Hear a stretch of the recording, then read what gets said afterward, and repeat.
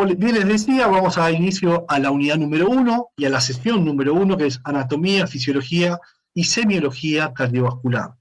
Seguramente para muchos sea un repaso, porque vamos a estar viendo temas que uno ya ve desde el pregrado o desde el grado, ¿no? Desde la formación de grado.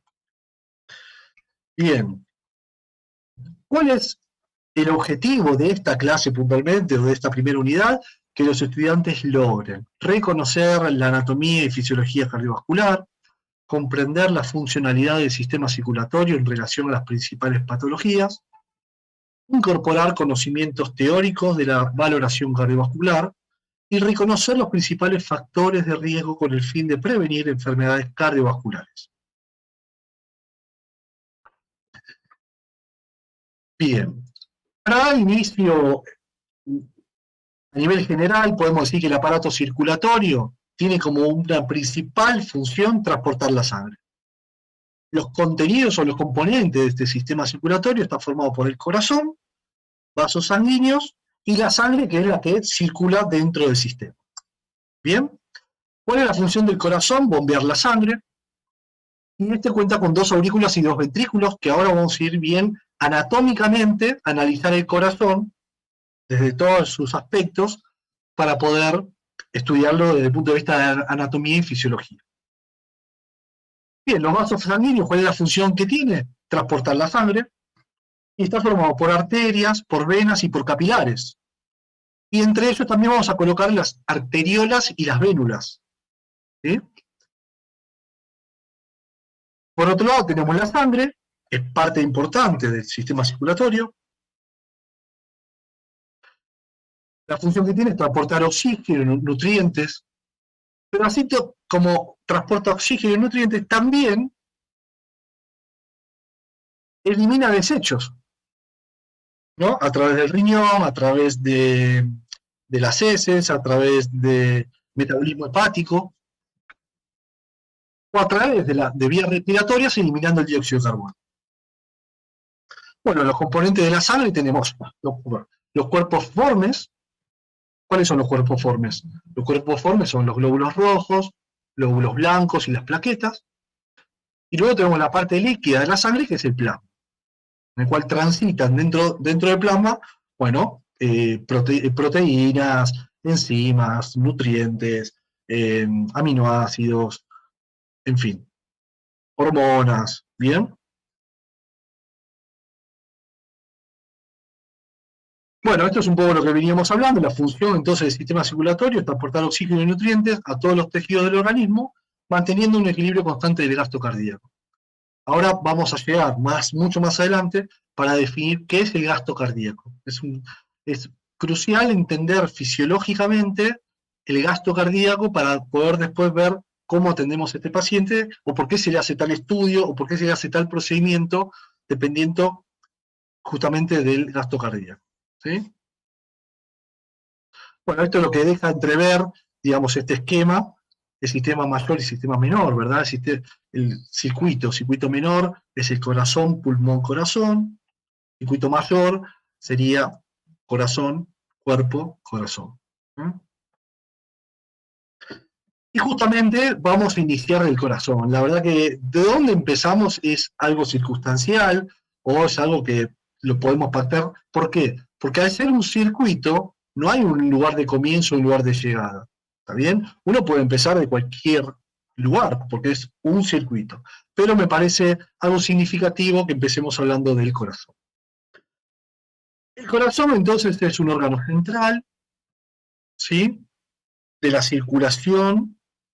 Su función es impulsar la sangre a todo el cuerpo. Por eso se dice que tiene una función de bomba.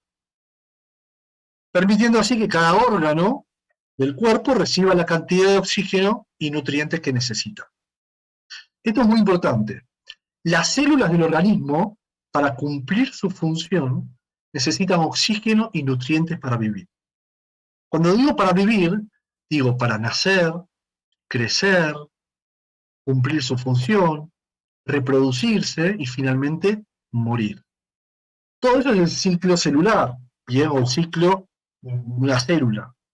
Para que cumpla su ciclo, o para que cumpla su función, ¿Cuál es la función? Bueno, cada célula tendrá su función. El queratinocito, que es la célula de la piel, tendrá una función de sintetizar queratina para proteger la piel. El hepatocito, que es la célula del hígado, tendrá su función de sintetizar bilis para... Bueno, ¿bien? Ahora, esas células cumplen su función en tanto y en cuanto tengan oxígeno y nutrientes que le esté llegando. ¿Sí? O sea, que haya una oferta.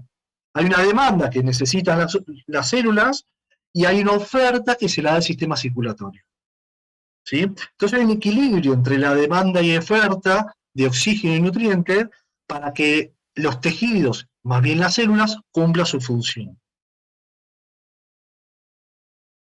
Bueno, podemos decir que el corazón es un músculo hueco, ¿bien?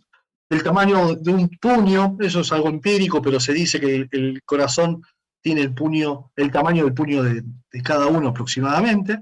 Se encuentra situado en el tórax, entre los dos pulmones, en la región que se denomina mediastino, y ligeramente desplazado hacia la izquierda. Vieron que normalmente se encuentra desplazado hacia la izquierda, por delante del esófago y apoyado sobre el diafragma. Esto es lo que acabamos de escribir un poco recién, son los límites del corazón. Y quiero que lo veamos acá y podamos entenderlo. El corazón, si bien se encuentra en el mediastino, anatómicamente se encuentra limitado con otros órganos. A nivel superior se encuentran los grandes vasos. ¿Qué son los grandes vasos? La aorta, la arteria pulmonar, la vena cava superior, ¿sí? Todo de arriba. Ese es el límite superior. El órgano, el corazón, y acá tenemos la entrada y la salida de esos grandes vasos. Pero también tenemos la tráquea, que limita en la parte superior, con la carina. ¿Qué es la carina? A ver, abrite en el chat. A ver si puedo, si no se me corta la señal. Ando medio flojo de eso. A ver si no se... ¿Qué es la carina? Si no habiliten el micrófono.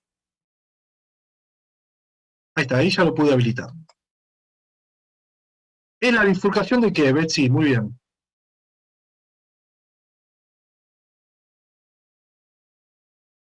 Ahí Betsy dice que es la bifurcación.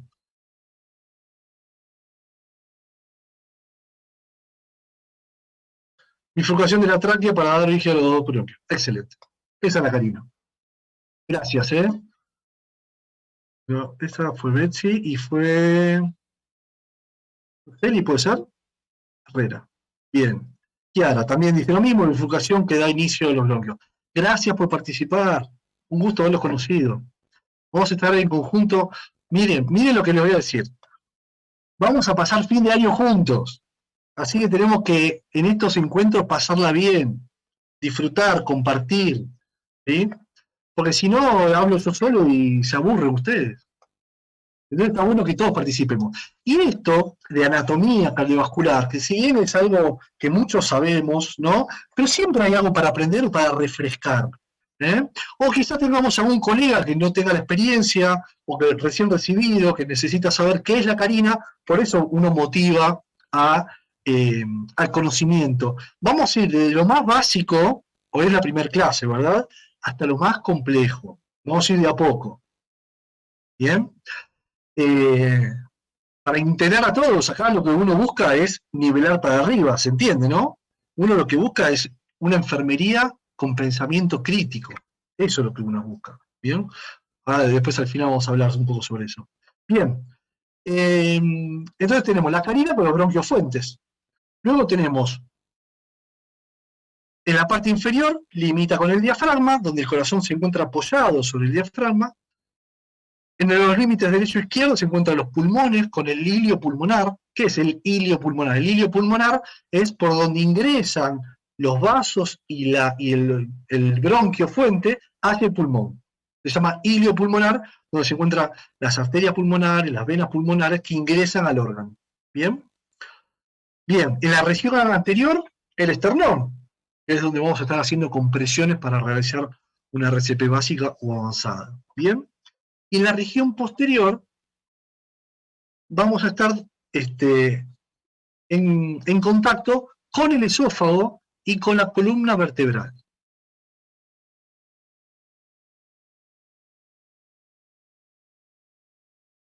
Ahí paso diapositiva.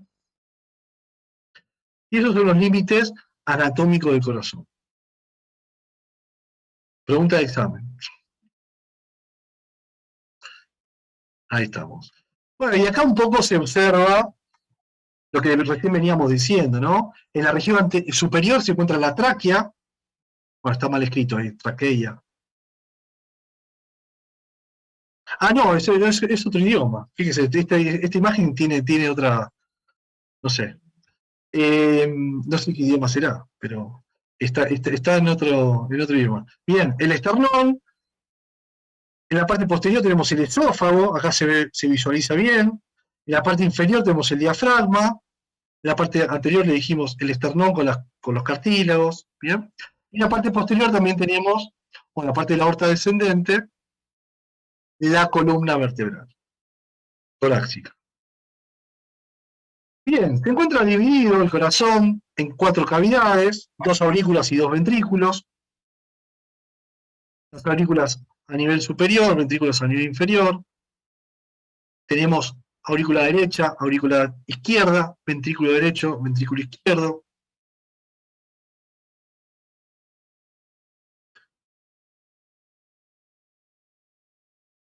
Y esta pregunta es que se las hago yo a ustedes. ¿Qué opinan? Esto es una premisa. Ahí dice, las aurículas en estado normal se comunican. ¿Eso es verdad o es falso? ¿Qué opinan? Libero el chat. Es falso. ¿Usted me está diciendo falso a mí? A la respuesta. ¿Qué tal, Evelyn? ¿Cómo estás? A ver. Todos dicen falso. Muy bien. Ahí Luz puso en mayúscula, dijo. Es falso, como gritándome. Es falso, Nazareno. Evelyn. No estaba gritando. No, ya sé, es una broma, es una broma. ¿Vieron que dice que cuando uno escribe en el WhatsApp con mayúscula es como que se está gritando? Está molesto. Claro, como que está molesto. No, pero yo no lo tomo así, no, me parece bien. No me di cuenta. No, por favor, no, es una broma, yo soy así, ¿eh? Ya me van a ir conociendo. Bueno, a ver, ¿y si yo le digo que es verdadero? ¿Qué me dicen ustedes? Chan. ¿Es verdadera esta premisa? ¿Las aurículas en estado normal se comunican? Sí, es verdadero. ¿Por qué? ¿Por qué piensa usted que es verdadero? ¿O por qué podría llegar a ser? ¿O insisten con que es falso?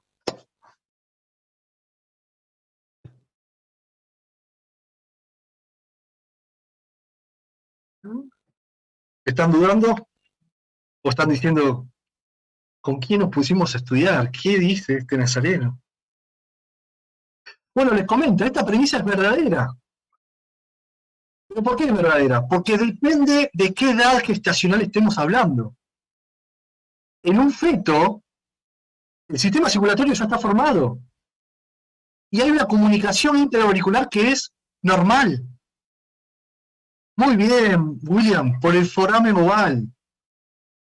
Lo que nadie me preguntó es, bueno, las aurículas en estado normal se comunican, ¿a qué edad, Nazareno? ¿Antes o después del nacimiento? Hay un orificio que se encuentra en el tabique interauricular, entre las dos aurículas, ¿verdad? Que se encuentra comunicando las dos aurículas. Tiene un porqué, ahora lo vamos a hablar rápidamente. Y seguramente eso lo van a desarrollar mucho más cuando vean la unidad de cardiología pediátrica con un especialista, un licenciado en enfermería especialista en eso. Pero se comunica. En el nacimiento, en el momento del primer llanto, en la primera inspiración, en la primera ventilación, cambian las presiones y ese foramen oval se cierra. ¿Y qué función tiene ese foramen oval? Bueno, ese foramen oval tiene la función de desviar la sangre y en vez que vaya al ventrículo derecho y a la arteria pulmonar, para no ir a los pulmones. ¿Por qué? Porque la respiración del feto es pulmonar. No. Entonces no necesita dirigir toda su sangre hacia los pulmones. ¿Qué hace? Hace un shunt, una comunicación entre aurícula derecha y aurícula izquierda para desviar esa sangre y que no vaya tanta sangre hacia los pulmones, donde yo no necesito, porque no está cumpliendo, esos pulmones no cumplen la función de oxigenación, de la hematosis. En ese caso, se hace a través de la placenta, ¿verdad? Entonces, en ese momento sí podemos hablar de una comunicación intraauricular normal. A ver, paso diapositiva. Y ahí está lo que yo les comentaba. Esta es una circulación fetal. ¿Qué es el corazón? Ingresa la sangre a través de la vena cava inferior a la aurícula, lo ven acá, ¿no? A la aurícula derecha. Un poco pasa el ventrículo derecho y se va a la arteria pulmonar. Un poco sí, ¿sí? Acá, a la arteria pulmonar. Que los pulmones son estos, fíjense, son los capilares pulmonares. Pero mayormente, fíjense cómo pasa la sangre entre la aurícula derecha y la aurícula izquierda, pasa hacia la aurícula izquierda, pasa al ventrículo izquierdo, luego sale a través de la aorta, ¿bien? Y es distribuido por todo el cuerpo. Fíjense también acá que a nivel de esta sangre que pasa al ventrículo derecho, sale a través de la arteria pulmonar, y hay un desvío también con esta arteria que comunica la arteria pulmonar con la arteria aorta, ¿sí? En el momento del nacimiento, tanto el foramen oval como esta aorta, como esta arteria, se cierran, porque luego del nacimiento no necesitamos que haya ese intercambio de sangre, ¿sí? Bien, y ahí está el foramen oval. Esto es una imagen de la cara interna de la aurícula. Acá tenemos orificio de la vena cava inferior, el tabique interauricular, que es este, y este es el foramen oval, o fosa oval, que ya está cerrada, ¿verdad? Porque esto es de un adulto, ya está cerrada, ya está obliterada. ¿Bien? Este es un tema central, que para entender el funcionamiento del corazón hay dos componentes. Un componente mecánico y un componente eléctrico. Uno no puede estar sin el otro. Y si uno está sin el otro es porque el paciente tiene un paro cardiorrespiratorio. ¿Se entiende? O sea que para que tenga un funcionamiento correcto el corazón, necesitamos dos componentes que funcionen correctamente. Componente mecánico, que es la diástole y la sístole, y un componente eléctrico. Después, cuando veamos el RCP avanzado, vamos a ver que hay una disociación electromecánica. Vamos a hablar sobre eso más adelante, donde yo puedo tener un registro de actividad eléctrica, pero el corazón se encuentra en paro cardíaco. O sea, tiene actividad eléctrica sin pulso. Pero ya lo vamos a ver. Pero justamente no está cumpliendo como corresponde la función del corazón, porque no bombea la sangre. Entonces, necesitamos dos componentes. Componente mecánico y un componente eléctrico. Bueno, estas, digamos, son las generalidades del corazón en cuanto a la parte anatómica. Hablamos de una circulación en la cual ingresa la sangre por la vena cava superior, que drena. ¿De dónde drena la sangre de la vena cava superior? De todo lo que son los brazos, cuello y cabeza. ¿Bien? Todo lo que drena la sangre de esas estructuras ingresa al corazón por la vena cava superior. Lo mismo lo hace por la vena cava inferior, que es esta estructura que está acá. También desemboca en la aurícula derecha, en la cual drena la sangre de todo el resto del cuerpo, del tórax, del abdomen, de los miembros inferiores y demás. Bueno, acá tenemos la fosa oval, lo que yo les comentaba, este orificio que en un adulto a partir del nacimiento se empieza a sellar, ¿sí? se sella luego con el tiempo, ¿sí? Luego de aquí pasa la sangre al ventrículo derecho, del ventrículo derecho a través de la válvula tricuspidia, ¿verdad? Del ventrículo derecho pasa a través de la arteria pulmonar, a través de las válvulas sigmoideas, llevan la sangre hacia los pulmones. De los pulmones vuelve al corazón a través de las venas pulmonares, estas rojas que se encuentran acá, 2 izquierdas y 2 derechas. Acá no se ven porque están en la parte posterior. Acá están. Acá se ven acá atrás. ¿Bien? Ingresa a la aurícula izquierda. Ingresa a la aurícula izquierda a través de la válvula mitral o bicuspidia, ingresa al ventrículo izquierdo y a través de la contracción del ventrículo izquierdo salen por la aorta ascendente para ser distribuido por todo el cuerpo. Puntos a tener en cuenta, fíjense el grosor que tienen los ventrículos en relación a las aurículas, ¿no? Es un músculo que se encuentra en constante ejercicio y un trabajo mecánico, lo cual se desarrolla, o sea, hay una hipertrofia normal, ¿bien? Hay una formación muscular normal. Lo patológico es cuando hay una hipertrofia, eso ya es distinto. Pero fíjense el grosor que tiene el miocardio, ¿no? Bueno, esto es un poco gráficamente lo que hablábamos recién, aurícula derecha, pasa al ventrículo derecho la sangre, sale a través de la arteria pulmonar hacia los pulmones. Luego ingresa a través de las venas pulmonares a la aurícula izquierda, pasa al ventrículo izquierdo y sale por la aorta ascendente para cumplir su función de circulación sanguínea.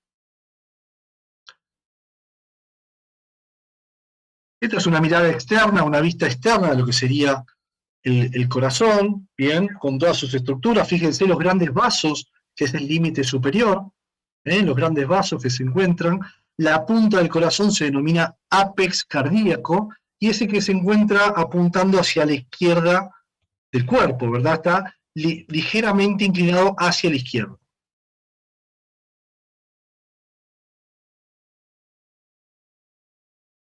Acá tenemos la pared del corazón. Hay una pared interna, una capa interna que se denomina endocardio. Es una capa muy delgada. Son células endoteliales, o sea, células planas. Bien, es muy fina, muy similar a la pared interna de los vasos, ¿sí? Al endotelio. Hay como una continuidad ahí, ¿no? de esas células que van formando las estructuras. A nivel medio se encuentra el miocardio, que es un tejido muscular esquelético cardíaco, y tiene unas características que, fíjense que están conectados a través de unas placas o unos discos intercalares, se denominan discos intercalares, estos discos azules, ¿bien? Esto es un corte transversal para tener una visión histológica de este tejido, donde vemos células musculares que se contactan unas con otras a través de estos discos. ¿Qué le permite a estos discos? Realizar una despolarización rápida. Me permiten la conexión entre célula y célula de manera rápida con el fin de despolarizar rápidamente y generar una contracción rápida. Eso es una característica que tiene este tipo de tejido. Y se caracteriza por ser una conexión o funciona en forma de sincicio. ¿Qué es el sincicio? Es eso. Son unas conexiones intercelulares que permiten la propagación eléctrica rápidamente, o una despolarización entre célula y célula. Se despolariza en una célula y rápidamente se propaga por el resto. Luego tenemos el pericardio, que tenemos dos, ¿no? El pericardio parietal y el pericardio visceral. El pericardio visceral es el que se encuentra cerca, en contacto íntimo con el miocardio. Y en el medio hay un líquido pericárdico que es mínimo, es para favorecer justamente ese movimiento mecánico o esa contracción, pero tiene que estar en límites, digamos, dentro de un rango normal. ¿Cuál es ese rango normal? Entre 15 y 30 mililitros del líquido pericárdico, ¿sí? Cuando es mayor a 50, ya se habla de un derrame pericárdico. ¿Y qué es el derrame pericárdico? Bueno, es la acumulación de líquido en el espacio pericárdico. Así como es, por ejemplo, un derrame pleural dentro de la pleura, ¿no? Cuando hablamos de la parte respiratoria ahí. Pero lo mismo puede ocurrir acá. Y ese espacio puede estar ocupado por sangre, por líquido seroso, bueno, por cualquier contenido que puede traer complicaciones que vamos a ver cuando veamos urgencias cardiovasculares. Bueno, también con el pericardio puede pasar una irritación, una inflamación, y a eso se denomina pericarditis. Una pericarditis que también lo vamos a ver en patologías cardiovasculares. Eso es un poco lo que veníamos hablando. El pericardio es la capa más profunda del corazón, más gruesa del corazón. Corresponde a un músculo estriado esquelético. ¿Sí? Por más que sea esquelético, recuerden, por supuesto, que es involuntario. ¿Sí? Uno no puede decir, bueno, voy a hacer que lata más rápido. Bien, responde a necesidades del organismo o a respuestas humorales en las cuales buscan tener un equilibrio en esto de lo que es la demanda entre el oxígeno y los nutrientes. Las uniones intercelulares se denominan discos intercalados, que son los que recién les comentaba. Corresponde a uniones de tipo gap, con uniones eléctricas, permite que el miocardio actúe como un todo. ¿Qué significa como un todo? Como un sincicio. Que la comunicación entre célula y célula, la conexión sea rápida, sea de fácil propagación. Cuando una célula se despolariza, todas las demás comienzan a despolarizarse. Y esta es una de las propiedades que tiene el corazón. Bueno, aurícula derecha, ¿qué características tiene? Acá vemos, aurícula derecha, perfecto. Seno sinusal, esto hablamos del sistema cardionector, que ahora lo vamos a ver bien. La fosa oval, que ya recién dijimos que era la fosa oval, ¿no? En la pared interauricular, es un vestigio de una comunicación interauricular que ocurría durante la gestación, en la época, digamos, fetal, en la edad fetal. Músculos pectíneos, los músculos pectíneos son estos que se encuentran dentro de la aurícula, ¿bien? Tiene una orejuela, que es la orejuela derecha. Esto que está acá es una orejuela. Esto que marca acá es una orejuela izquierda, ¿bien? Y esta que está acá es una orejuela derecha. No tiene ninguna función, anatómicamente es así la aurícula, ¿sí? Tiene como un saco, se denomina orejuela. ¿Qué complicaciones tiene esta orejuela? A saber, cuando el paciente tiene una falla en la contracción auricular, por ejemplo, una fibrilación auricular, ¿sí?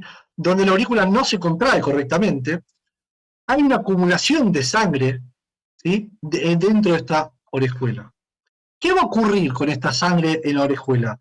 Va a generar trombos, se va a coagular, se coagula. O sea, esa fibrilación auricular es una enfermedad trombogénica. ¿Qué significa trombogénica? Que genera trombos, genera génesis de trombos, ¿verdad? Entonces, estos pacientes con una fibrilación auricular, por lo general, tienen que tener una anticoagulación para prevenir que el desprendimiento, la formación de ese trombo, desprendimiento de ese trombo, que ese trombo viaje y haga, por ejemplo, un tromboembolismo pulmonar o un ACV, o que haga, bueno, dependiendo, en este caso va a ser un tromboembolismo pulmonar, pero si está en la orejuela izquierda, puede hacer una trombosis venosa profunda, una obstrucción arterial a nivel distal. Entonces, esta orejuela, a saber, es una estructura anatómica que no tiene una función específica, pero que lamentablemente, si la aurícula no se contrae correctamente, genera trombos. Bien. En la aurícula derecha desembocan tres venas. La vena cava superior, la vena cava inferior, como habíamos dicho, son dos grandes vasos, y el seno coronario venoso, que posee la válvula de Tevesio, ¿sí? El seno coronario venoso es una gran vena que drena todo el tejido todo el tejido cardíaco. A través de las distintas venas que ya vamos a ver, se juntan, desembocan en el seno venoso coronario, ahora lo vamos a ver bien, Y lo que hace es drenar ese contenido en la aurícula derecha. ¿Sí? Y anatómicamente, sepan que hay un triángulo de Koch. Este triángulo de Koch está formado por la válvula de Tevesio, la válvula tricuspidia y el tendón de Todaro. Son estructuras anatómicas que tiene esta aurícula derecha. Y el contenido de este triángulo es el seno aurículo-ventricular. Acá ya nombré dos estructuras del sistema cardionector. El primero, seno sinusal. ¿Sí? Es el nódulo sinusal. ¿Bien? Y el segundo es el nódulo sinoauricular, que como característica podemos decir que el seno aurículo-ventricular se encuentra dentro de lo que llamamos anatómicamente el triángulo de Koch, que está delimitado por estas tres estructuras.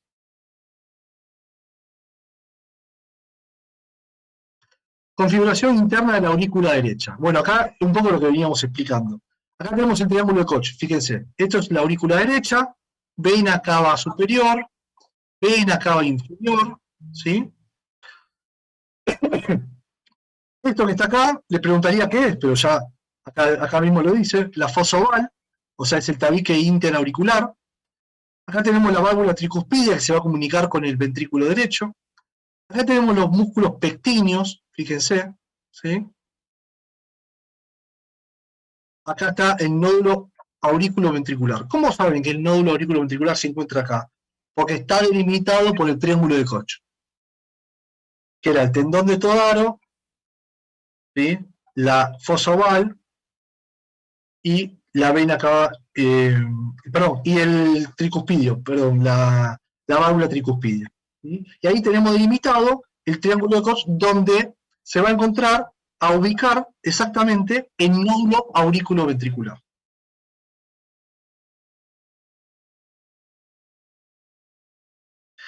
Bien, vamos a la aurícula izquierda. Es la cavidad más posterior, se dice que es como la mochila del corazón, porque está bien posterior. Limita con el esófago. ¿Se acuerdan que el límite posterior era el esófago?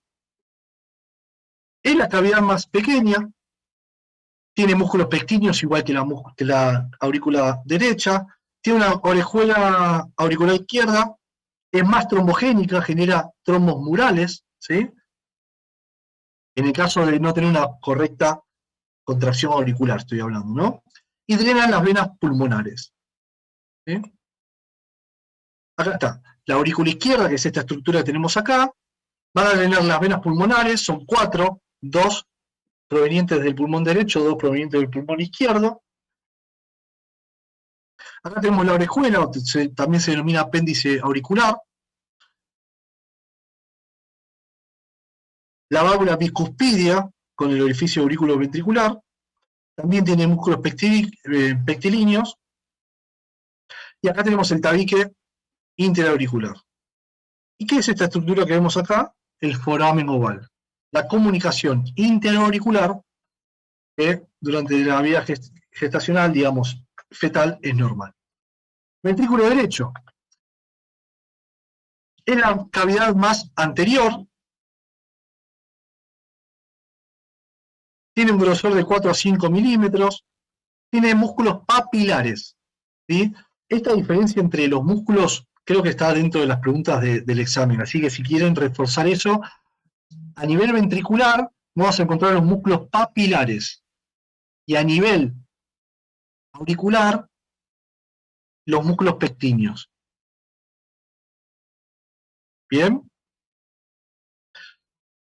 Bien, acá tenemos trabécula septovaginal o banda modeladora, que es por esta banda modeladora va a ir la rama derecha del haz de His. No voy a profundizar mucho en eso porque seguramente lo hablen cuando hablen de arritmias y demás. Generalmente se puede ablacionar cuando hay algún tipo de arritmia. Y acá vemos la estructura interna del ventrículo derecho. Por un lado tenemos el sector de entrada, que es esto. ¿Por qué de entrada? Porque acá la válvula tricuspidia ingresa la sangre al ventrículo. Esto se denomina músculos papilares. Fíjense que los músculos papilares van desde el miocardio, de la pared del ventrículo, hacia las válvulas, ¿sí? Favoreciendo una buena apertura y un buen cierre de esas válvulas. Luego, la sangre, a través de una contracción ventricular, sale a través de la válvula pulmonar, o de las válvulas semilunares, ¿sí? En este caso son 3, a través de la arteria pulmonar. Vamos al ventrículo izquierdo, ya es el último que nos queda para analizar desde el punto de vista interno de las cavidades cardíacas.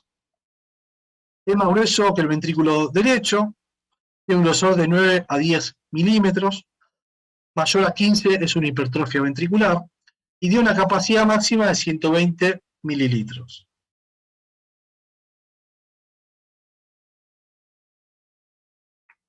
Acá observamos el ventrículo izquierdo, otra vez con los músculos papilares.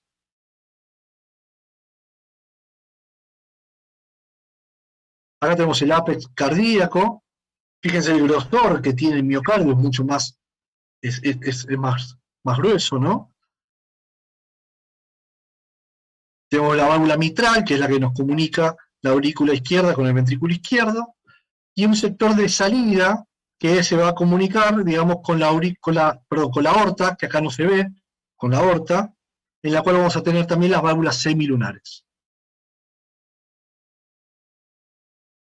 Bueno, acá tenemos la imagen interna de un ventrículo real, disecado, con los músculos papilares, ¿bien?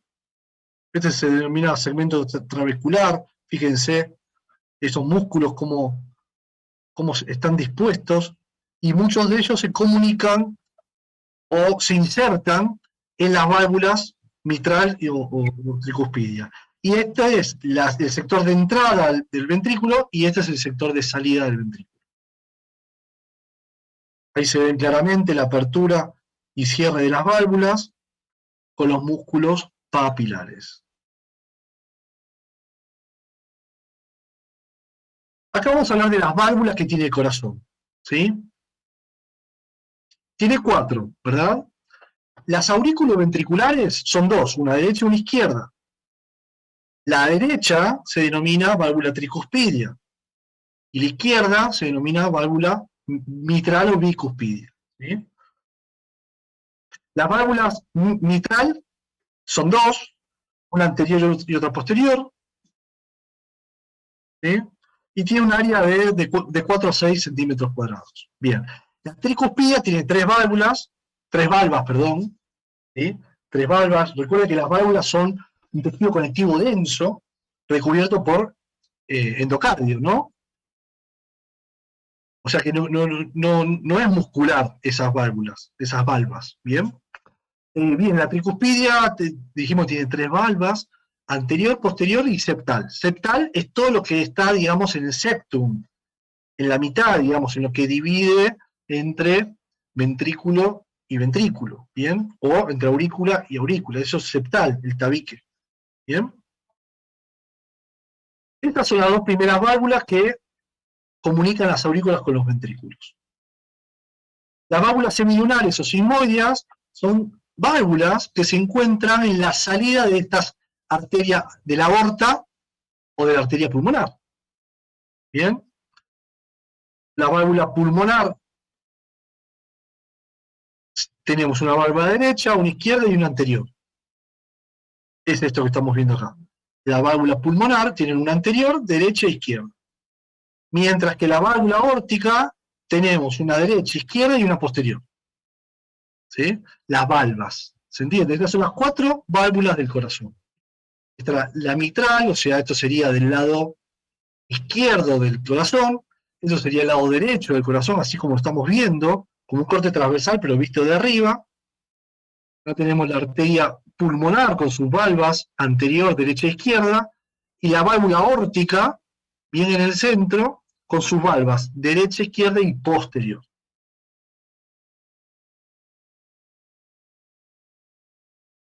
Bien. Ahora vamos a hablar un poco sobre el flujo coronario, más precisamente de las arterias coronarias. ¿Sí? Tienen su origen en la válvula aórtica,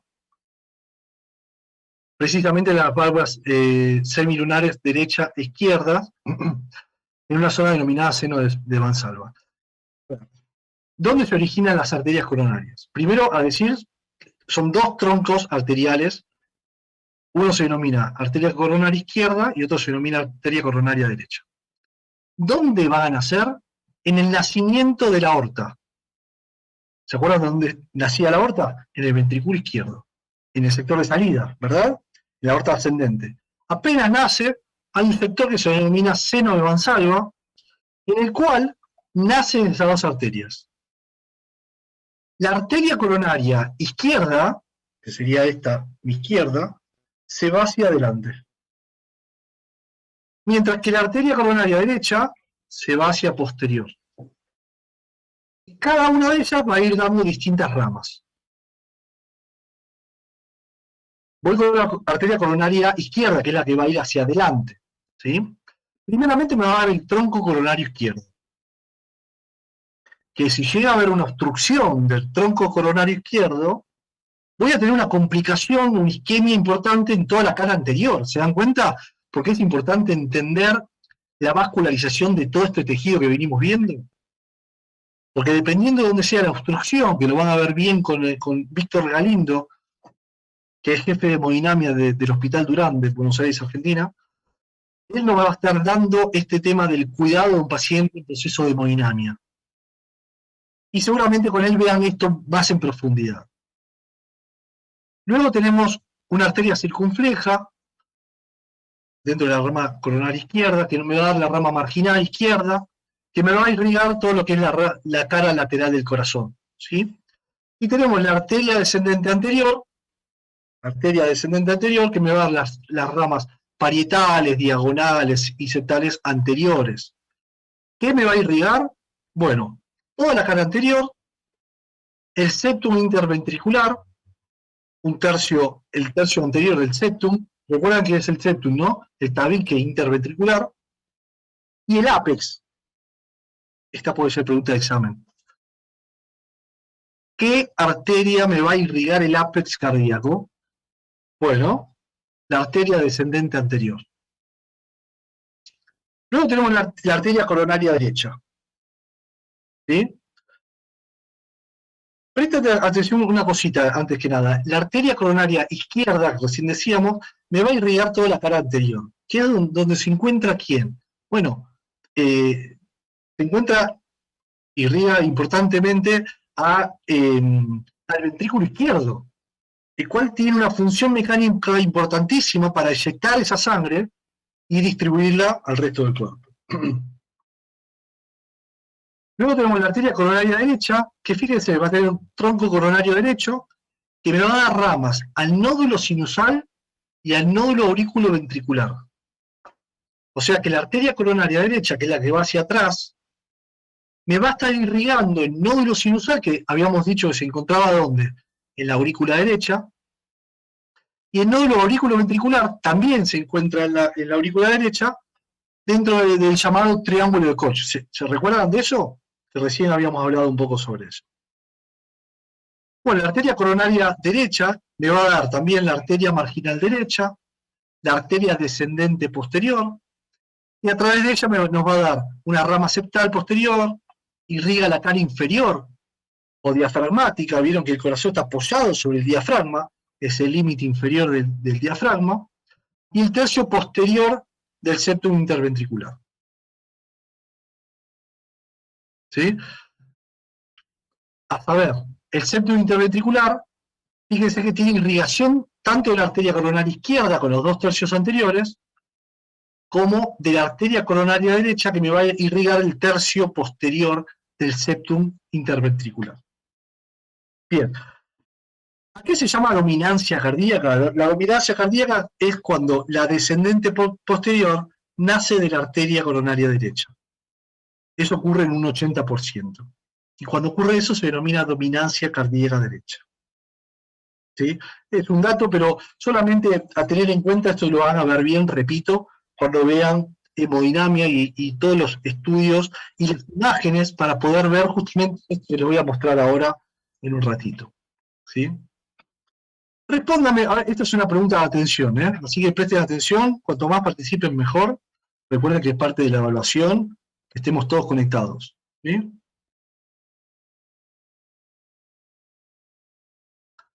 ¿Qué arteria tiene mayor importancia sobre el sistema eléctrico cardíaco? ¿La arteria descendente posterior o la arteria descendente anterior? En función a lo que vimos recién. ¿Qué consideran ustedes? ¿Qué arteria tiene mayor importancia sobre el sistema eléctrico cardíaco?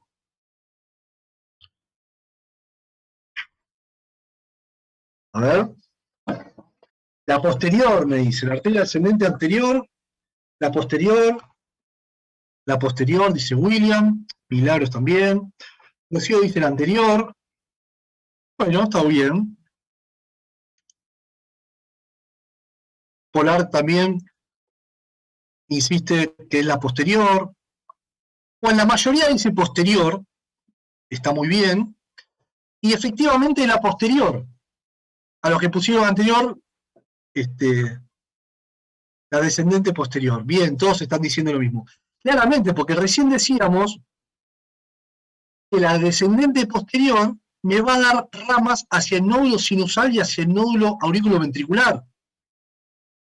Entonces, eso tenemos que tener en cuenta que la descendente, perdón, la parte del sistema cardionector es muy importante esta arteria que es la posterior. Y así como hacemos esa pregunta, generamos esta otra, que es, ¿qué arteria tiene mayor importancia sobre el sistema mecánico cardíaco? ¿Sí? Bueno, y en este caso sí va a ser la anterior. ¿Sí? ¿Se entiende, no? Porque me va a irrigar la anterior, todo lo que es la parte ventricular anterior, donde se encuentra, si bien tenemos el ventrículo derecho, también me va a irrigar gran parte del ventrículo izquierdo y los dos terceras partes, del septum interventricular. Es por eso que toma importancia que la arteria, la parte mecánica, tiene mayor injerencia en la irrigación en la arteria descendente anterior. Perfecto, vamos bien. Así como hay una irrigación sanguínea, también hay un drenaje sanguíneo. ¿Bien? Ese drenaje sanguíneo se va a dar por una circulación venosa dentro de las paredes cardíacas, bien, del corazón. Vamos a tener una vena que se denomina vena cardíaca magna o mayor, ¿sí? Que esta acompaña, fíjese, lo que es ADA, arteria descendente anterior, ¿sí? Acompaña la arteria descendente anterior. O sea que la vena cardíaca o magna mayor la vamos a encontrar en la parte anterior. La vena cardíaca menor se encuentra del lado derecho. Luego tenemos la vena cardíaca media, que acompaña la arteria descendente posterior. Y finalmente tenemos el seno venoso coronario, que ¿dónde dijimos que desemboca el seno venoso coronario? Otra pregunta de atención. El seno venoso coronario que viene con la sangre, digamos, carboxigenada, con dióxido de carbono, ¿verdad? Del tejido cardíaco, de cumplir su función, ya llevó su oxígeno, pero ahora está sacando dióxido de carbono. ¿A dónde drena? ¿A dónde llega el seno coronario coronario? El seno coronario venoso, perdón. Lo habíamos visto en la parte anatómica del corazón. ¿Se acuerdan dónde drena?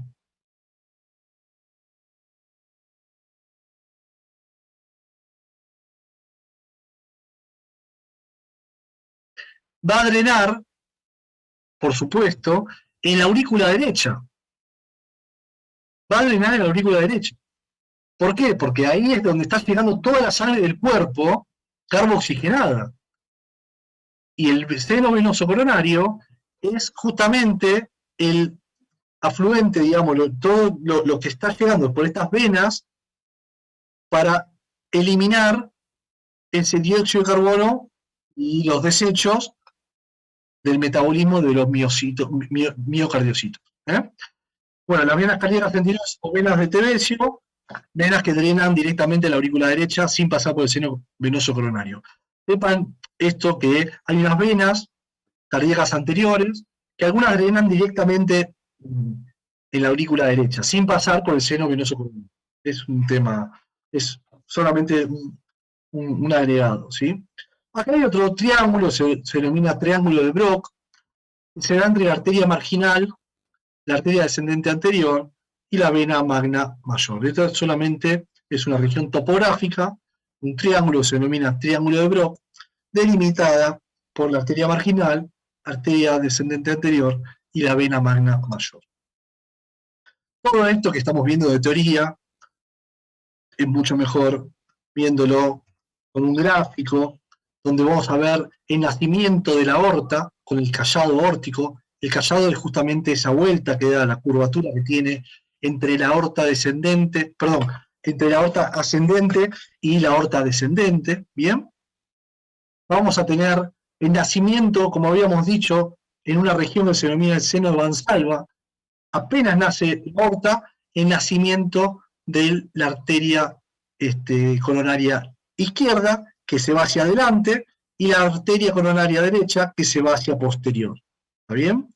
La posterior nos va a dar la descendente posterior, la arteria descendente posterior, y la anterior nos va a dar la arteria descendente anterior, con sus ramas, ¿no? Por supuesto. Y fíjense que también tenemos las venas que van acompañando, en cierta manera. Esta es la región anterior, y esta es la región posterior, donde vemos el seno coronario. ¿Ven el seno coronario? En la cual van drenando en el seno coronario distintas ramas para ser drenadas justamente en la aurícula derecha. ¿Bien? Todo esto me va a dar la irrigación sanguínea del corazón.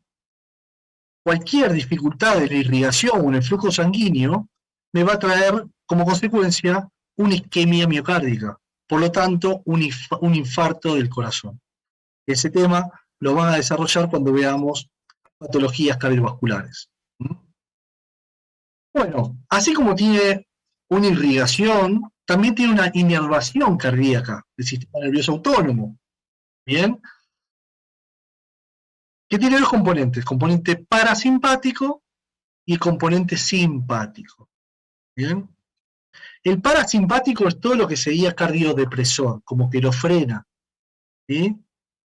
Baja la fuerza de contracción, baja la frecuencia cardíaca, lo inhibe, ¿sí? Es un sistema cardiodepresor. Y a contrapartida tenemos el componente simpático, que es un sistema cardioexcitador, ¿sí? Cardioexcitador. ¿Quién hace el componente parasimpático? Se da por el nervio vago, que es el décimo par craneal. El neurotransmisor que utiliza es la acetilcolina. ¿Bien? Tiene sus receptores muscarínicos M2. ¿Bien? Predominan en las aurículas este tipo de receptores. Y justamente lo que decíamos, que el componente parasimpático es un sistema depresor, por lo tanto baja la frecuencia cardíaca. Cuando disminuye la frecuencia cardíaca se llama cronotropismo negativo. Cronotropismo negativo. ¿Sí? Y baja la fuerza de contracción, como que lo inhibe. ¿Sí? Un efecto vagal, por ejemplo. ¿Vieron que cuando uno dice un efecto vagal le bajó la presión al paciente? Bueno, es justamente eso, es el componente parasimpático en el cual disminuye la frecuencia cardíaca, en el cual disminuye la fuerza de contracción, y como la bomba está fallando, tiene una insuficiencia en el bombeo de sangre, disminuye el flujo cerebral, el paciente se desvanece. Porque las neuronas, al no tener nutrientes y oxígeno, pierden su función y se desvanecen. Y tiene lo que se llama un síncope, por ejemplo. ¿Bien? Como uno lo va relacionando una cosa con la otra. Ahora, hay un componente simpático, que es cardioexcitador. Si es cardioexcitador, va a aumentar todo aquello que el otro lo deprime, esto lo aumenta, lo exacerba. Participa en los ganglios cervicales, ¿bien? Ganglios cervicales y torácicos superiores, ¿bien? Neurotransmisor, la norepinefrina, ¿bien? Receptores beta 1 adrenérgicos predominan a nivel ventricular, y su efecto ¿cuál es? aumenta la frecuencia cardíaca y aumenta la fuerza de contracción. Entonces esto lo mantiene el sistema nervioso autónomo, es un sistema de inervación cardíaca en el cual lo mantiene en equilibrio. ¿Cuál es un ejemplo del componente simpático? Bueno, que me vengan a robar. ¿Qué me va a pasar a mí? Aumenta la frecuencia cardíaca, aumenta mi frecuencia respiratoria, aumenta la fuerza de contracción, mando más sangre a nivel muscular. ¿Para qué eso? ¿Me prepara para qué? Para la huida, para correr, porque enfrentarme me voy a enfrentar. Si tiene un arma, o le entrego todo, pero a mí el componente simpático yo no lo puedo manejar, creo que nadie, ¿no? Es la adrenalina que nos corre por el cuerpo. Otro ejemplo del componente simpático es estar en una montaña rusa, ¿bien? O que me ladre un Rottweiler acá al lado mío y que yo no lo conozca y que me muestre los dientes, ¿bien? Ahí me activa el componente simpático. Pero también me puede llegar a agarrar un efecto vagal, ¿no? Por una crisis nerviosa y un sistema cardiodepresor, ¿por qué no? Y me desmayo en el momento. Entonces eso va a depender de cada uno. Pero se dan cuenta, ¿no? Como hay dos componentes en los cuales interviene uno activando la función cardíaca y otro inhibiéndola. Bien, acá vamos a hablar, vamos a dejar de lado un ratito el corazón, solamente por un rato. Bueno, vamos a hablar de la anatomía vascular, generalidades vasculares del cuerpo humano. Es una circulación cerrada, porque está formado por arterias, venas y capilares. Es doble porque tiene una circulación mayor y una circulación menor, lo habíamos visto ya al principio. Es completa porque hay mezcla entre la sangre oxigenada y la carbooxigenada. Porque no hay mezcla de manera normal, claro. Es completa ¿por qué? Porque no se mezcla la sangre oxigenada con la carne oxigenada. ¿Bien? Bien, las arterias predominan la capa media. Fíjense que en ambas tenemos un endotelio, que es una capa muy delgada, en contacto con la sangre, formada por células planas. Está formada por músculo liso y fibras de colágeno. Y la arteria tiene que la capa esta media, es una capa muscular, de músculo liso justamente, es de mayor grosor. ¿Por qué de mayor grosor? Porque tiene que resistir la presión de la sangre transitando por ese vaso. ¿Sí? Sirve de reserva de presión. Ahí está. Sirve de reserva de presión. Las arteriolas regulan la resistencia vascular periférica. Son divergentes. ¿Por qué son divergentes? Bueno, porque de una arteria se van ramificando de manera dicotómicas o divergentes, se van dividiendo para dar ramas más pequeñas y poder llegar a todos los tejidos. Entonces tiene un sistema de divergencia, ¿sí? Y no colapsan. ¿Por qué no colapsan? Bueno, porque el colágeno, la fibra de colágeno y esa capa muscular gruesa la mantiene en un estado circular, digamos, en un estado, digamos, no rígido, pero con cierta resistencia que evitan el colapso. Ahora vamos a ver las venas. Predomina la adventicia. La adventicia es una capa, se denomina vasa vasorum, que se encuentra en la parte externa de esas venas. La capa media es muy delgada, si bien tiene una capa muscular, fíjense que es mucho más delgada que la capa arterial. ¿Sí? También tenemos un endotelio. Sirve de reserva de volumen, así como las arterias tienen una reserva de presión, acá tiene una reserva de volumen, una capacitancia casi del 60%. ¿Bien? Son convergentes. ¿Por qué decimos que son convergentes? Porque las venas se juntan para formar venas más grandes. ¿A dónde tienen que llegar? Bueno, a la vena cava superior o vena cava inferior, que son de gran calibre. Entonces, desde las vénulas se van uniendo, convergencia, con otras vénulas formando venas. Esas venas se juntan con otras venas formando venas más grandes, por ejemplo, la vena ácidos, la vena porta, ¿bien? Vena cava inferior, por ejemplo, ¿Bien? Por eso van con convergencia. Cuando en realidad las arterias, a diferencia de esto, iban con divergencias. ¿Bien? Decimos que se colapsan. ¿Por qué se colapsan? Porque la estructura de la pared de las venas no tiene la misma fortaleza o estructura que las arterias. ¿Eh?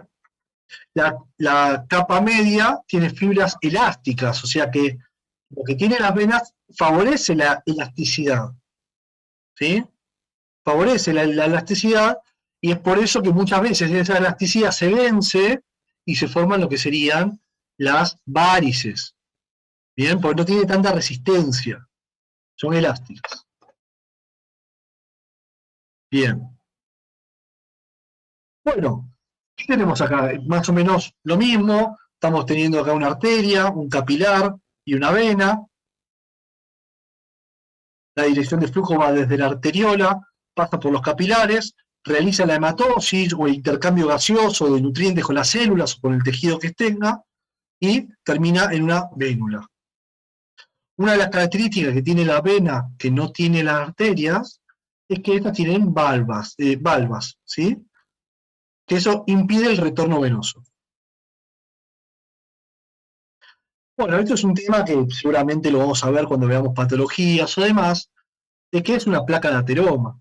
Lo vamos a ir viendo más adelante de cómo se forma y demás, pero básicamente se ve así, ¿sí? Es la acumulación de elementos de la pared interna de una estructura, por ser de una arteria, ¿sí? En lo cual impide el flujo sanguíneo. Fíjense cómo la luz del vaso se disminuye y esto puede traer como consecuencia una disminución de flujo hacia un tejido y generar una ACV, un infarto de miocardio, una isquemia de un tejido X. Pregunta de atención.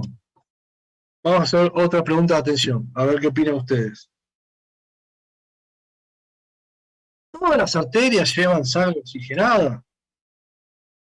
¿Todas las venas llevan sangre carbo-oxigenada? Todos dicen que no. Estamos de acuerdo. Me encanta. Gracias a todos, Rocío, William, Cintia, Milagro. Todos por participar. Excelente. Sí, nos unimos a la distancia. Brindo por la fiesta patria que han tenido hace poquito. No recuerdo si fue ayer o antes de ayer. Andan de fiestas patrias. El 28 de julio. Muy bien. Felicidades. Que yo ya les había mandado el mensaje, pero bueno, aprovecho para darle un saludo a todos los colegas de Perú. Bien. Estamos todos de acuerdo. Claramente. No todas. Y a ver, ¿y cuáles conocen? Así tomo un poquito de agua yo. ¿Cuáles conocen? Una arteria que tenga sangre carbo-oxigenada. O una vena que tenga sangre oxigenada. La arteria pulmonar, bien, Evelyn dice. Arteria pulmonar. ¿Y qué lleva la arteria pulmonar?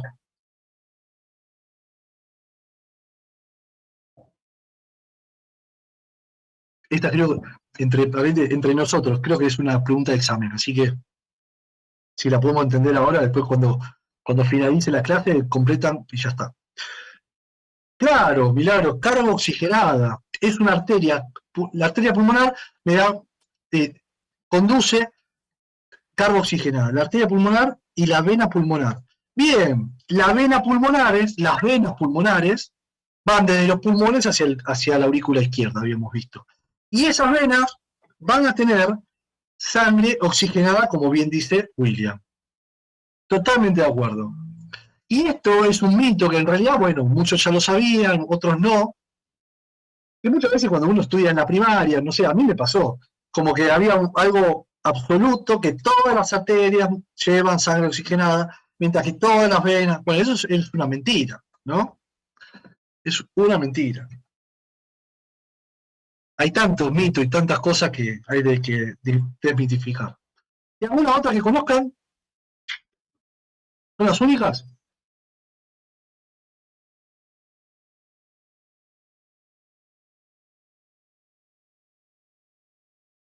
En que la adivina se gana un chocolate, que se lo daré cuando vaya a Perú. que ojalá sea pronto. He estado en Perú, la verdad me han recibido muy bien, estuve en un congreso, siempre digo, en el congreso de Azopeín, al norte de Perú, hermoso, estuve en Chiclayo, estuve conociendo ahí las ciudades del norte. Muy lindo, muy lindo. He comido cosas muy ricas también, me han tratado muy, muy bien a veces que fui. Bien, ¿alguna otra arteria o vena que conozcan?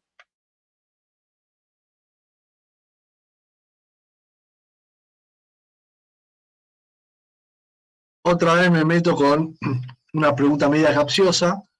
No sé si capciosa, pero es parte de la vida, ¿no? No podemos, no podemos pensar la salud desde el momento que nacemos, ¿no? Tenemos que tener en cuenta cuando hablamos de cuidados cardiovasculares, el feto, o que, ¿no? Esa persona en gestación, ¿bien? También tiene un sistema cardiovascular y hay que cuidarlo como tal.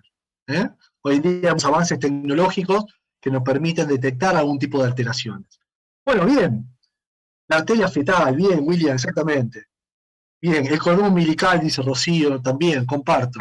Y ahí estamos, lo que ustedes decían, ¿sí?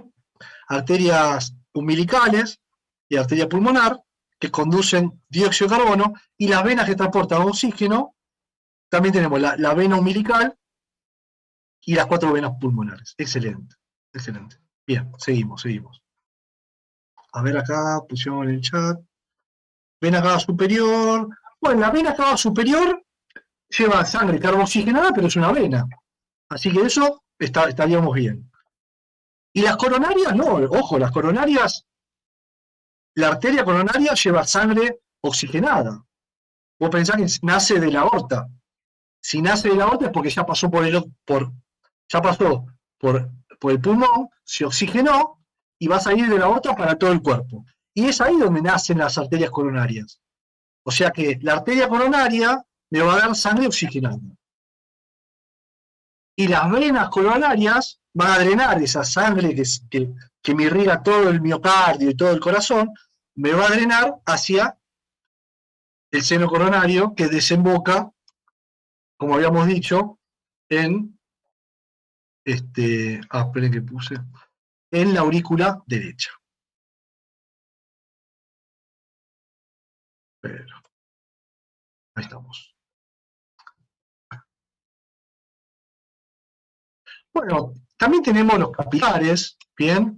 Los capilares son unas estructuras que no son ni arterias ni venas. Los conectores, tanto de un extremo como del otro, son las arteriolas y las vénulas. A saber, del lado de las arteriolas hay unas válvulas, ¿sí?, que pueden regular el flujo a nivel capilar. O sea que la sangre llega a través de las arterias a los tejidos, se van dividiendo en forma de divergencia, ¿no?, hasta llegar a las arteriolas, y las arteriolas van a contactarse con los capilares. ¿Quién regula el flujo hacia esos capilares del tejido? Bueno, del lado arteriolar hay una válvula. Esas válvulas, pequeñas válvulas, regulan la cantidad de flujo en ese tejido. Un ejemplo, voy a decir un rápido ejemplo porque si no nos atrasamos mucho, pero me parece que es importante que lo entendamos. ¿Por qué?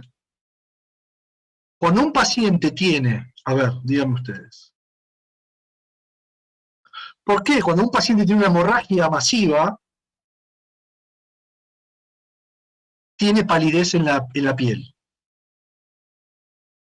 Es decir, que los capilares cutáneos de toda la piel, de manera externa, se ve pálido.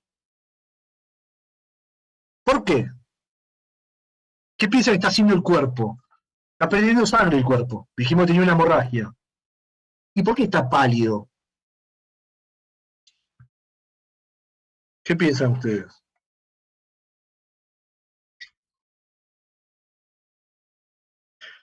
Redirige todo el flujo de los órganos vitales, porque hay vasoconstricción. Bien, exactamente, bien, Mercy, milagros.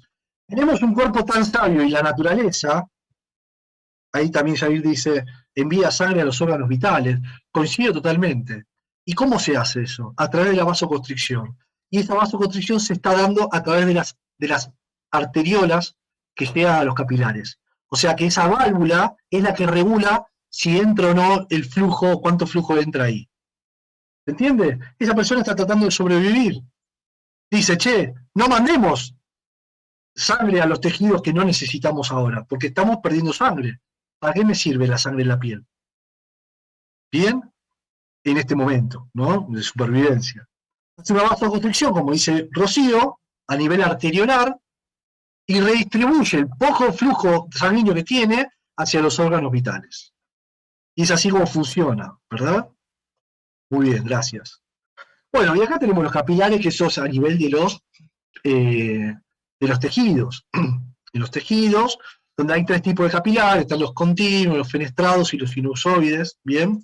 Esto tiene que ver con que hay algunos que tienen poros, otros tienen poros con diafragma, ¿bien? Otros que tienen poros y no hay diafragma. Son distintos tipos de capilares que se encuentran, unos se encuentran en las glándulas pancreáticas, otros en el sistema nervioso central, donde necesita tener una barrera, por eso son capilares continuos, ¿bien? Y los discontinuos se encuentran, por ejemplo, en la médula ósea. En la médula ósea es la estructura o el órgano en el cual va a dar origen a los cuerpos formes de la sangre.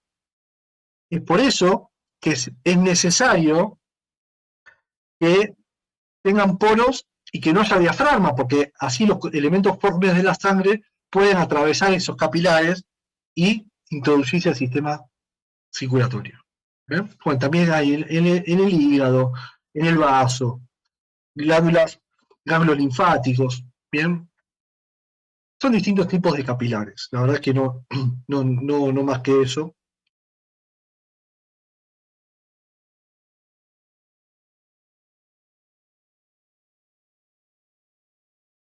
Bien, seguimos. Bueno, y cuando hablamos de capilares también, saben que el sistema cardiovascular se encuentra íntimamente relacionado con el sistema respiratorio, ¿no? No vamos a hablar en el día de hoy de la parte respiratoria, pero sí entender que a nivel de la unidad funcional respiratoria, que es un alveolo, la unidad funcional sería el alveolo con el aire que ingresa, ¿verdad?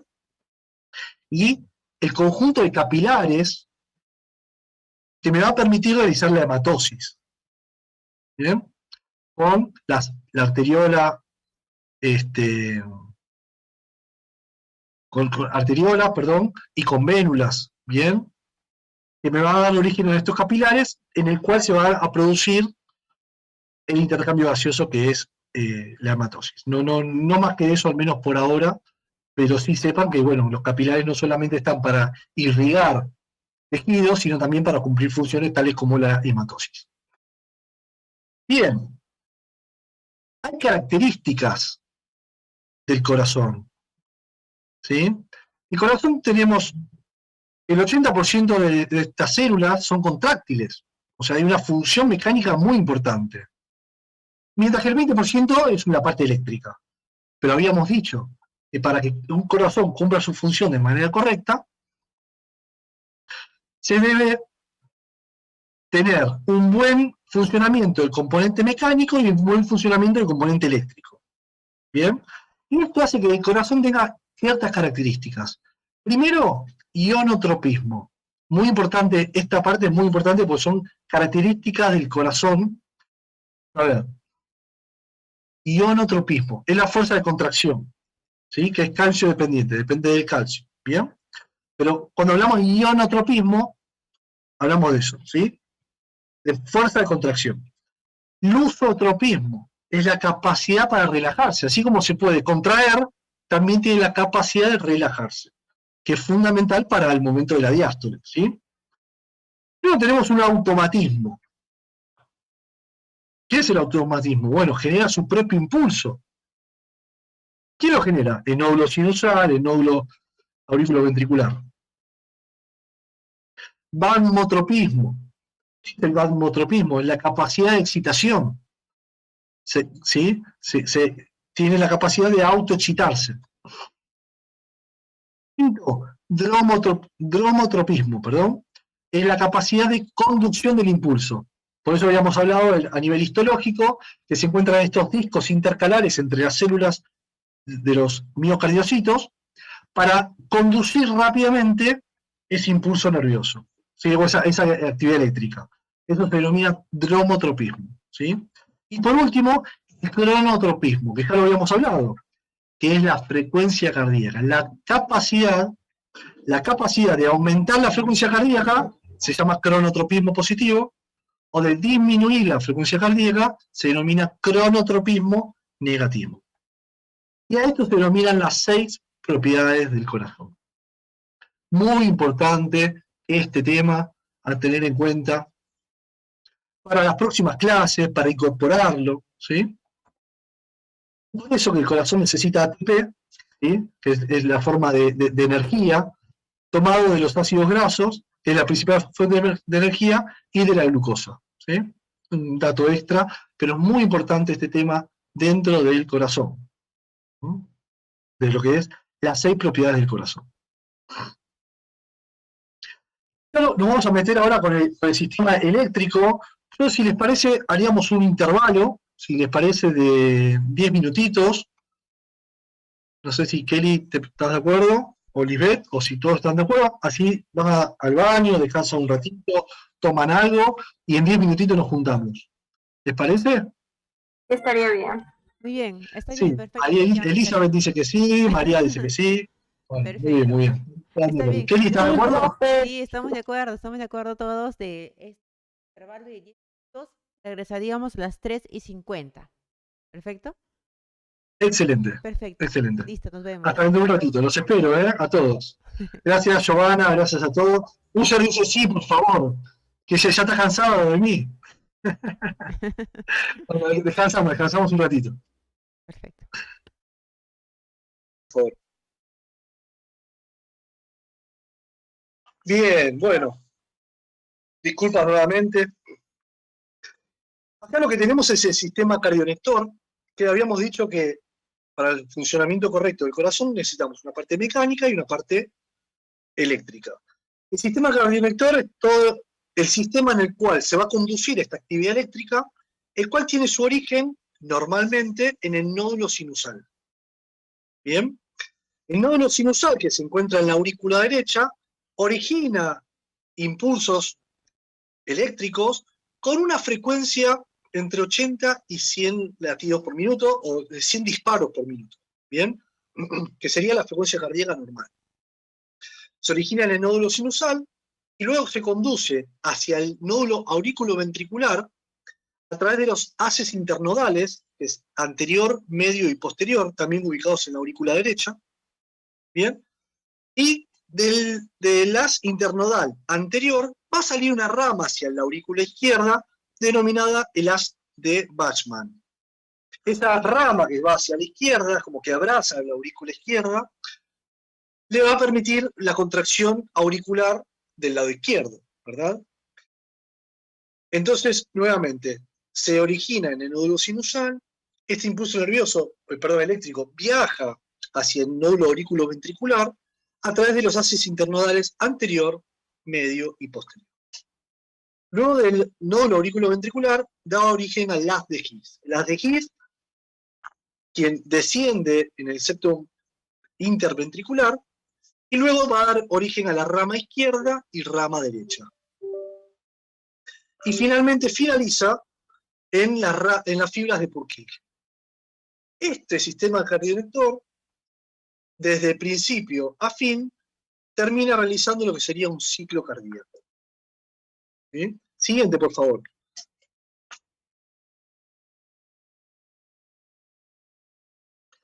Y ahí mismo queda visualizado de cómo el sistema cardionector se origina en el nódulo sinusal, en la aurícula derecha, a través de las haces internodales, llega al nódulo auriculoventricular, pasa por el haz de His, se divide en rama derecha, rama izquierda, y termina en la fibra de Purkinje.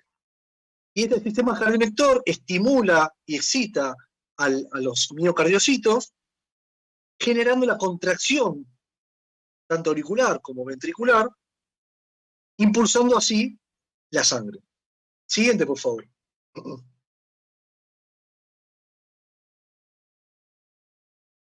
Bien, acá esto lo que muestra es el potencial de acción de las células, ¿sí? Los miocardiocitos tienen un potencial de acción que las células van a tener una carga del lado del lado de la membrana, un tipo de carga, y del otro lado de la membrana, por ejemplo, del lado interno, otro tipo de carga. Y esto es el potencial de acción de cómo se va despolarizando. ¿Y qué es despolarizar? Es lo que vamos a ver en las siguientes diapositivas. Siguiente. Una más, por favor. Claro, porque esta estaba modificado, pero vamos bien. Acá tenemos la despolarización. ¿Ven cómo en una célula tenemos cargas positivas del lado de afuera y cargas negativas del lado interno? Y que rápidamente se van despolarizando, ¿sí? Si la célula es estimulada en un punto, ocurre un cambio de la permeabilidad de la membrana, es decir, que se empieza a permeabilizar esa membrana y permite el intercambio de estos iones generando la despolarización, ¿sí? Y eso se va propagando a lo largo de todas las células. Y eso así que se genera la contracción cardíaca, ¿sí? A través de una despolarización. Por eso cuando uno dice que en una sístole se despolariza el ventrículo, ¿qué tiene que ver eso? Tiene que ver con esto de que estamos hablando de que es a nivel celular. La despolarización es a nivel celular. No, está bien, podemos sigamos 2 o 3 seguidas, bien, perfecto, y ahí seguimos, hasta que se despolarice toda la célula. Seguimos, van a ir viendo cómo se va a ir despolarizando. Ven que rápidamente, al principio eran todas las cargas positivas por afuera y las cargas negativas por dentro, y luego cambió. Ese proceso de despolarización ocurre en las células y así ocurre la contracción del corazón, ¿sí? Y así se despolariza. O sea, cuando uno habla de despolarización, tiene que ver con el miocito, o sea, con la célula cardíaca, que hay un cambio de permeabilidad a nivel de la membrana, donde cambian estos iones, cargas positivas, negativas, permitiendo esta despolarización. ¿Sí? Siguiente, por favor. Y así se genera un ciclo cardíaco, que un ciclo cardíaco tiene una duración aproximada de 0,9 segundos. Tenemos la diástole y la sístole. La diástole se genera un poquito más de tiempo, 2/3 del ciclo cardíaco. En cambio, la sístole tiene que ser algo rápido, ¿bien? Y genera 1/3 del ciclo cardíaco, en cuanto al tiempo, ¿sí? Bueno, ahí describe que hay una fase de relajación isovolumétrica y una fase de llenado, ¿eh? Y en la sístole hay una contracción isovolumétrica y una fase de eyección. En esa fase de eyección del ciclo cardíaco se produce lo que es el volumen sistólico o volumen de eyección. ¿Qué es el volumen sistólico? El volumen sistólico es la cantidad de sangre que eyecta el corazón en un latido.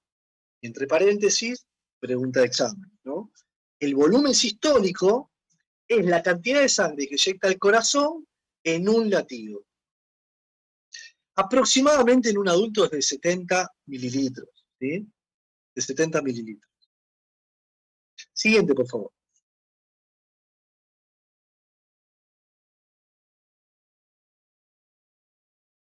Bien. La correlación entre la parte eléctrica y mecánica y la parte auditiva, que después vamos a ver bien cómo es esto de los focos cardíacos y demás, tenemos una despolarización ventricular y ahí se da en el momento del QRS. Esto lo vamos a ver bien en la próxima clase con Víctor Rodas, pero yo quiero dar una introducción que tiene que ver con esto de a qué corresponde el QRS, qué es el ST, qué es la onda T. Pero no se desesperen, el que no lo entiende, quizás hay algunos que sí, que ya maneja electrocardiografía, pero de a poquito vamos a ir viendo y hay muchos temas que se van a ir repitiendo. Por lo tanto, por eso quiero aclarar que vamos a ir de a poco. ¿Bien? Bueno, con el QRS se genera una construcción isovolumétrica, ¿bien? En primera instancia, y eso es el primer ruido. Luego hay una fase de eyección, que es una fase donde se contrae, ¿verdad? se contrae y eyecta esa sangre en la fase del EST. Luego tenemos la repolarización ventricular, que es la relajación del ventrículo, y eso sería el segundo ruido. ¿Qué es el primer ruido y qué es el segundo ruido? El famoso double loop que describe toda la bibliografía sobre lo que ocultamos cuando valoramos el corazón con la ocultación. Double loop, double loop, double loop. Primer ruido, segundo ruido. ¿Sí? Y ahí lo que intentamos hacer acá es una correlación con el registro electrocardiográfico de cuándo es el primer ruido, que es justamente con el QRS, y el segundo ruido se da con la repolarización y la relajación ventricular. Siguiente, por favor.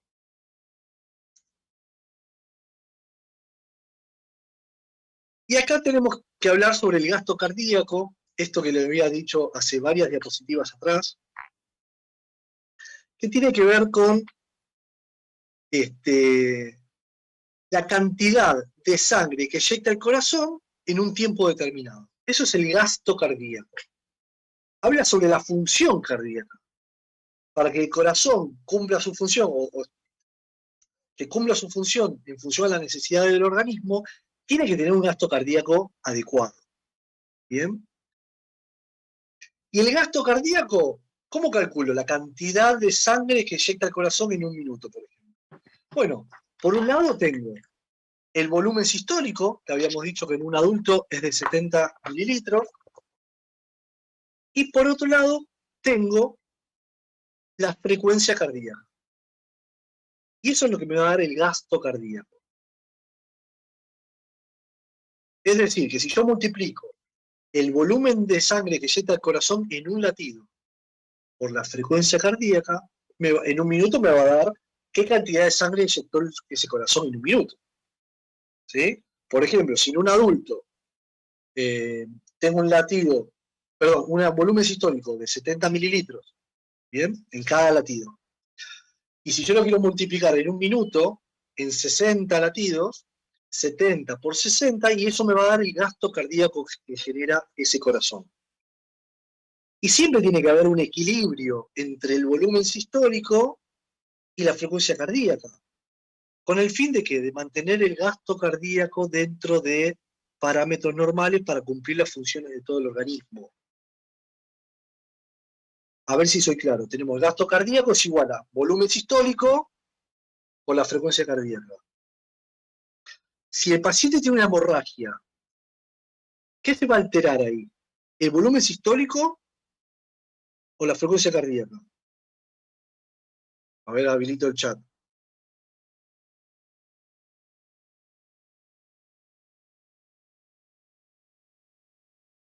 ¿Se entiende la pregunta? ¿Qué va a pasar con un paciente con una hemorragia? Tengo el gasto cardíaco es igual al volumen sistólico, que en un adulto dijimos que 70, por la frecuencia cardíaca. ¿Qué va a haber afectado ahí? ¿El volumen sistólico? Claramente. Bueno, Kiara dice volumen sistólico, Rocío dice volumen sistólico y María dice frecuencia cardíaca. ¿Qué dice el resto? Frecuencia cardíaca.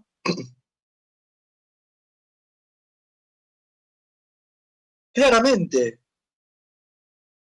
Les comento una cosa, todos tienen razón. ¿Pero por qué todos tienen razón?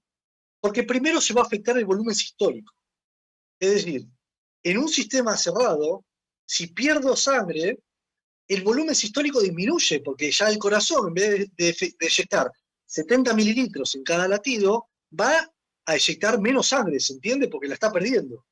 Entonces eyecta menos sangre. Ahora, como eyecta menos sangre, ¿qué hace la frecuencia cardíaca para mantener el gasto cardíaco normal? Aumenta la frecuencia cardíaca. Trata de mantener un equilibrio entre el volumen sistólico y la frecuencia cardíaca, de manera tal de mantener el volumen, el gasto cardíaco dentro de parámetros normales. ¿Se entiende? O sea que los dos tienen razón. En realidad, la respuesta a la pregunta es, lo que se afecta es el volumen sistólico. Ahora, secundario a la disminución del volumen sistólico, va a haber una respuesta de la frecuencia cardíaca con el sistema simpático, con una estimulación, ¿se acuerdan? Con una cardioexcitación, para aumentar esa frecuencia cardíaca, porque dice, che, tenemos poco volumen, aumentemos la frecuencia cardíaca. Ahora, todo esto es un mecanismo compensador, que tiene un tiempo.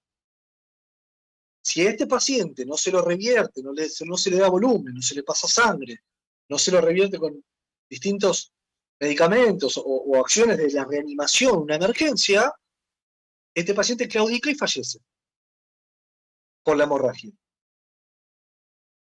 ¿Se entiende? Entonces, lo que trata de hacer constantemente este equilibrio es mantener el gasto cardíaco. ¿Qué es el gasto cardíaco? Que el corazón bombee una X cantidad de sangre en un determinado tiempo. Y que este tiempo es 1 minuto. Siguiente, por favor. Ahora bien, este gasto cardíaco va a depender de otros factores, no solamente del volumen sistólico y de la frecuencia cardíaca, sino que va a depender del gasto cardíaco, de la precarga, de la poscarga, de la contractilidad, del volumen circulante, por supuesto. Y ahora vamos a ver cada uno de ellos, ¿sí? Vamos a ver cada uno de ellos de cómo varía esto de la precarga, la contractilidad y la poscarga en función a estas variables que son volumen sistólico y frecuencia cardíaca. Siguiente, por favor.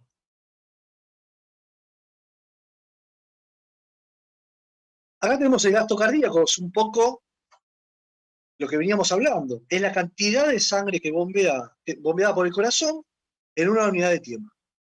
El valor normal en un adulto, el valor normal es de 5 a 6 litros por minuto, o sea, está la volemia, ¿verdad? De 5 a 6 litros, y alrededor de un 10% menos en las mujeres. Eso es, depende, ¿no? Y el volumen sistólico habíamos dicho que ¿qué es? Es la cantidad de sangre que inyecta el corazón en cada contracción, en cada latido. El valor normal dice de 60 a 100, yo pongo un aproximado de 70, no sé, 80 puede ser, pero bueno. ¿Y cuáles son los determinantes del gasto cardíaco? Ahí tenemos la precarga, la poscarga y la contractilidad. Esa también pregunta importante, ¿sí? ¿Cuáles son las variantes del gasto cardíaco? ¿Sí? Bueno, la precarga, la poscarga y la contractilidad. Siguiente, por favor.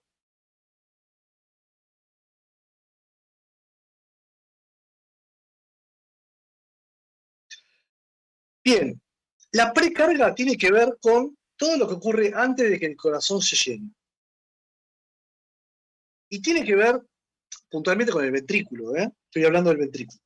Tiene que ver de dos cosas. De la volemia va a afectar la precarga, ¿se entiende? Porque la precarga tiene que ver con el llenado ventricular. Y tiene que ver con la contracción auricular. Si esa aurícula no se contrae correctamente, va a afectar el llenado ventricular, ¿se entiende? Entonces va a haber una falla en la precarga, una alteración en la precarga. O sea, depende de la volemia y depende de la contracción auricular. ¿Por qué? Porque la contracción auricular es lo que me va a dar el volumen para que se llene ese ventrículo en el momento de la diástole. ¿Sí? Y a nivel conceptual es el grado de estiramiento máximo de la fibra miocárdica antes del inicio de la contracción del ventrículo. ¿Por qué? Porque si tengo una buena volemia y tengo una contracción auricular correcta, efectiva, ese ventrículo se va a distender bien, se va a llenar como corresponde y me va a dar un buen volumen sistólico posterior. Pero la precarga me habla de qué pasa antes. Bueno, ¿tengo buena volemia? Primera pregunta. Segundo, ¿la contracción auricular es efectiva o tiene una arritmia auricular? ¿Bien? Siguiente, por favor. La contractilidad tiene que ver con la fuerza de contracción. ¿Sí? Y acá entra en juego lo que es la ley de Frank Starling, que dice que a mayor estiramiento, mayor fuerza de contracción. ¿Sí? A mayor estiramiento, mayor fuerza de contracción. Y ahí hay un gráfico, que dice, un gráfico que tiene la variable volumen sistólico, y en la ordenada de las X tenemos la precarga. ¿Sí? Tenemos una línea, una curvatura que es normal, pero después también tenemos los extremos. Es decir, que esta contractilidad puede estar muy débil, o tener una contracción no adecuada, o puede ser que esté aumentada. Los dos extremos son malos. Tiene que ser una contractilidad adecuada. Y lo que dice esta ley de Frank Starling, lo que dice es que estas fibras musculares, a mayor estiramiento, mayor contracción, pero que tiene un límite. Es como un elástico. Si yo el elástico le doy, después de 5 días, 10 días, 20 días que estuve estirando ese elástico, va a perder la fuerza de contracción por el estiramiento de las fibras miocárdicas. O sea que este estiramiento de estas fibras miocárdicas, hasta cierto grado es positivo porque me aumenta la fuerza de contracción, pero a mayor estiramiento también, ojo, que pierde la fuerza de contracción. Es por eso que una cardiomegalia va a traer insuficiencia cardíaca. Porque una cardiomegalia con una distensión de esas fibras miocárdicas, aumento de tamaño del corazón, ¿verdad? Cardiomegalia, ese estiramiento de fibras miocárdicas, no me va a dar un buen volumen de eyección, porque la contracción va a estar alterada. Siguiente, por favor.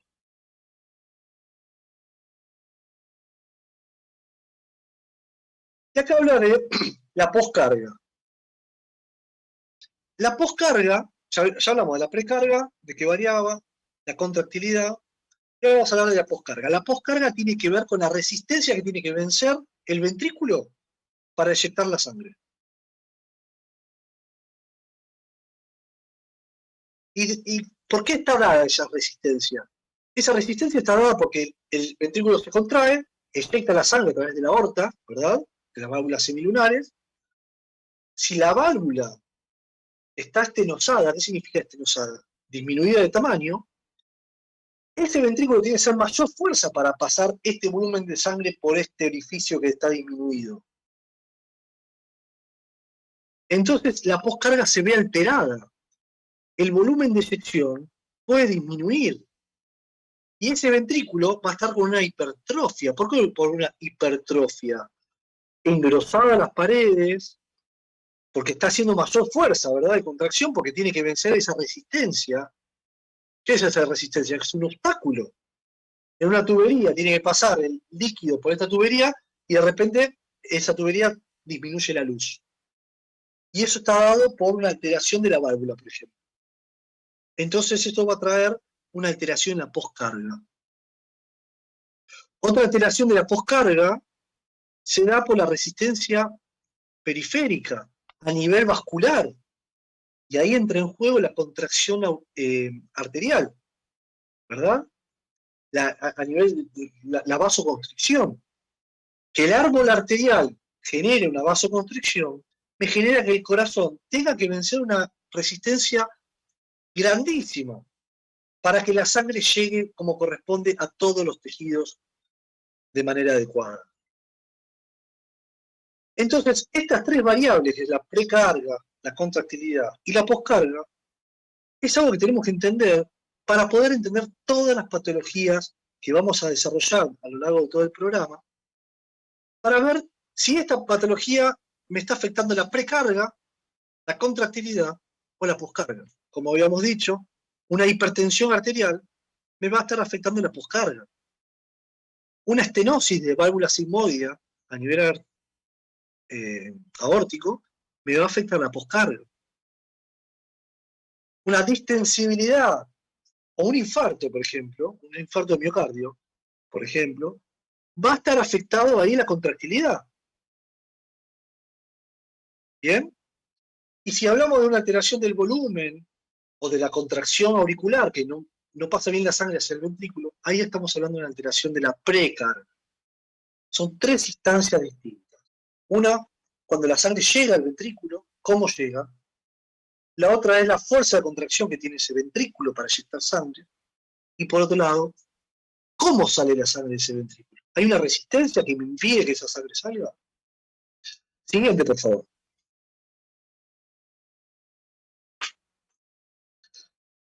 Bueno, esto lo vamos a ver más adelante. Les comento, esto es un cálculo que se hace para calcular la poscarga izquierda y la poscarga derecha. Siguiente, por favor, que ahí vamos a ver la diferencia. Poscarga derecha, poscarga izquierda, pero lo vamos a ver más adelante cuando veamos algún tipo de patología donde lo vamos a desarrollar más. ¿Por qué hay carga derecha y carga izquierda? Porque podemos hablar también de dos corazones, corazón izquierdo y corazón derecho, cuya función es distinta, están conectados a nivel eléctrico y a nivel, digamos, mecánico, con el sistema cardiolector y demás, pero la resistencia no va a ser lo mismo.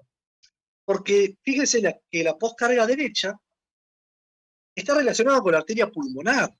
Y lo que tiene que vencer ahí,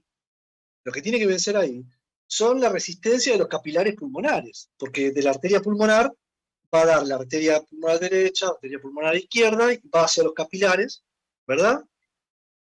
Y no es lo mismo vencer esa resistencia a vencer la resistencia de las arterias, arteriolas y todos los capilares de todo el organismo. Por eso hablamos de una poscarga derecha o una izquierda. Pero no quería profundizar mucho en este tema el día de hoy, lo vamos a seguir desarrollando. Siguiente, por favor. Bueno, y en esto de la vasoconstricción entra en juego el famoso sistema renina-angiotensina-aldosterona. Es un sistema en el cual se regula la presión arterial. ¿Bien? Entra en juego varios factores, ¿sí? Hay receptores a nivel del glomérulo, a nivel renal, estamos hablando, receptores de presión, ¿sí? Baroreceptores, en los cuales sensa que hay un aumento de presión. ¿Sí? Perdón, o aumento o disminución de presión. ¿Bien? ¿Cuándo se activa el sistema renina-angiotensina-aldosterona? Bueno, cuando hay una baja de presión, cuando hay una disminución de la presión, se activa el sistema renina-angiotensina-aldosterona. ¿Por dónde empieza? A nivel renal, se libera esta hormona que se denomina renina, ¿sí? Que actúa sobre el angiotensinógeno. El angiotensinógeno es una molécula sintetizada por el hígado y la convierte en angiotensina 1, que tiene un efecto vasoconstrictor, pero que no es tan potente. Acá entra en juego la ECA. ¿Conocen la ECA? Es la enzima convertidora en angiotensinógeno 2, angiotensina 2. ¿Sí? Entonces se transforma la angiotensina 1 en angiotensina 2. Acá lo que muestra es que la ECA se encuentra a nivel pulmonar. Ahora, se demostró que la ECA en realidad está en distintos lugares, no solamente a nivel pulmonar. Esto es algo novedoso, que es algo más o menos nuevo que, bueno, no tan nuevo, pero antes sí se pensaba que era solamente a nivel pulmonar, pero ahora sepamos que se encuentra en distintos sectores esta ECA. ¿Qué hace la ECA? Me transforma la angiotensina 1, que es un vasoconstrictor no tan potente, en angiotensina 2. Y esta angiotensina 2 es una molécula vasoconstrictora que va a actuar a nivel arteriolar, realizando vasoconstricción, subiendo la presión, ¿bien? Y va a actuar también sobre la glándula suprarrenal, liberando aldosterona, que lo que hace la aldosterona, actúa sobre el riñón reteniendo sodio. ¿Y por qué retiene sodio? Bueno, retiene sodio para disminuir la diuresis, porque si el paciente tiene, digamos, disminución de la presión, elimina el filtrado, trata de disminuir el filtrado glomerular, retiene sodio y retiene líquido. Y de esa manera aumenta la presión del sistema circulatorio. O sea que el sistema renina-angiotensina-aldosterona actúa no solamente como un vasoactivo, sino también reteniendo líquido y agua. ¿Sí? Este sistema es importante que lo entendamos porque cuando veamos la farmacología en pacientes crónicos, como ser el enalapril, ¿sí? Que es el Lotrial, bueno, distintas drogas, que son inhibidores de la enzima convertidora de angiotensina. Lo que hace es inhiben la ECA, y al inhibir esta ECA, inhiben la formación de angiotensina 2. Y que esta angiotensina 2 lo que hace era una vasoconstricción. Entonces, a los pacientes que son hipertensos, se le administra este tipo de fármacos del grupo de los IECA. Después hay varios grupos de antihipertensivos y demás, pero lo que hacen estos IECA inhiben la enzima convertidora de angiotensina.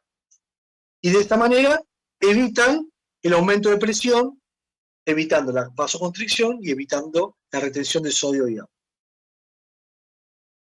Siguiente, por favor.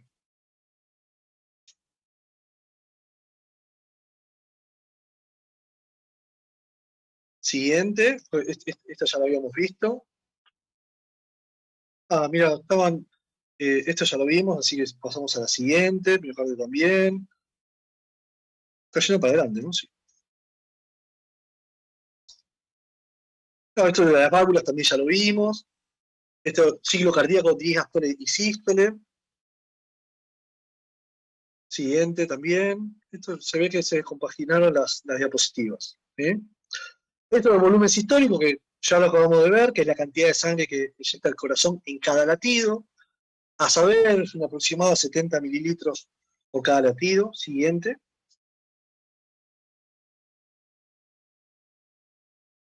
Bueno, esto es la regulación del sistema circulatorio, también lo habíamos visto, pero en otra diapositiva.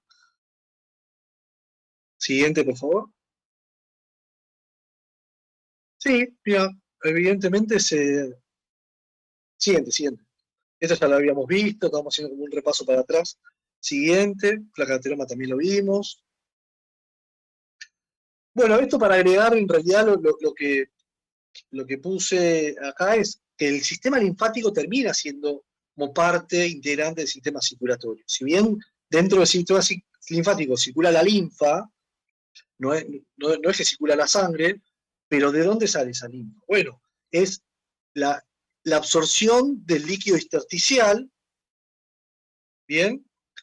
Porque si no tuviésemos este sistema linfático que actúa como defensa, pero también actúa drenando ese líquido intersticial que se va acumulando por gravedad. O sea, el sistema linfático es importante. Si no, fíjense las imágenes que tenemos ahí de cómo hay un brazo, por ejemplo, muy edematizado y el otro poco edematizado, ¿no? Y esto tiene que ver, por ejemplo, con que hay una alteración a nivel del sistema linfático. Pero fíjense que altera la circulación y altera en cierta manera el edema, ¿no? Acumulación, una estasis, digamos, de ese líquido a nivel intersticial.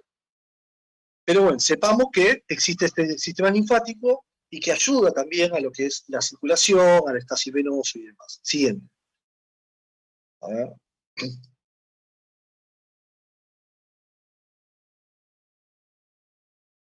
Bueno, esto como para agregar, en realidad ya lo habíamos visto, pero tenemos que tener en cuenta que el sistema circulatorio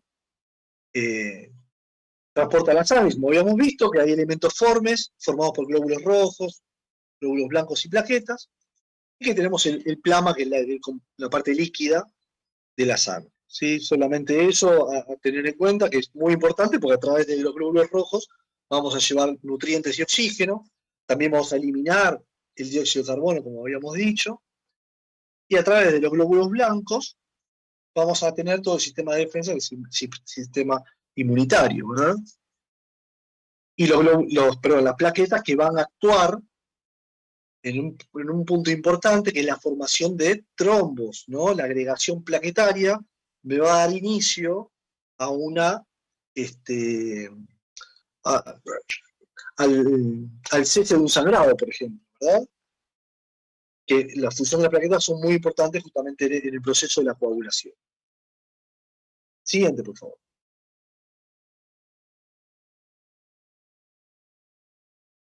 Siguiente, pues esto ya lo vimos, perfecto. Una más. Bien, anteriormente estábamos viendo el registro electrocardiográfico, que eso lo vamos a desarrollar bien en la próxima clase junto con Víctor sobre el ritmo sinusal, algunas alteraciones. Vamos a estar hablando sobre el uso del electrocardiógrafo, cómo se hace correctamente un electrocardiograma y cómo interpretar un electrocardiograma normal, para luego meternos en la tercera sesión, que sería la unidad número 2, con las arritmias. Así que eso lo vamos a ir dejando. Y ahora, para ir ya casi finalizando, faltan algunas diapositivas, vamos a hablar de lo que es la valoración de enfermería. ¿Qué es una valoración? Es la recolección de datos. ¿Qué métodos vamos a utilizar para recolectar datos? Pues distintos métodos. Una anamnesis. La anamnesis es una entrevista al paciente, a la familia, bien, en busca de antecedentes del paciente, datos filiatorios, cuáles son los signos y síntomas que hicieron que venga el paciente a la consulta, otros mecanismos de valoración, otros métodos de valoración, la observación, la palpación, la percusión, la ocultación, en fin, todo esto lo que hace es recolectar datos. ¿Para qué? Para poder ordenarlos, realizar un diagnóstico de enfermería y plantearnos cuidados de enfermería. Ahora, si no tenemos una buena valoración, no puedo llegar a cuidar correctamente al paciente. Siguiente, por favor.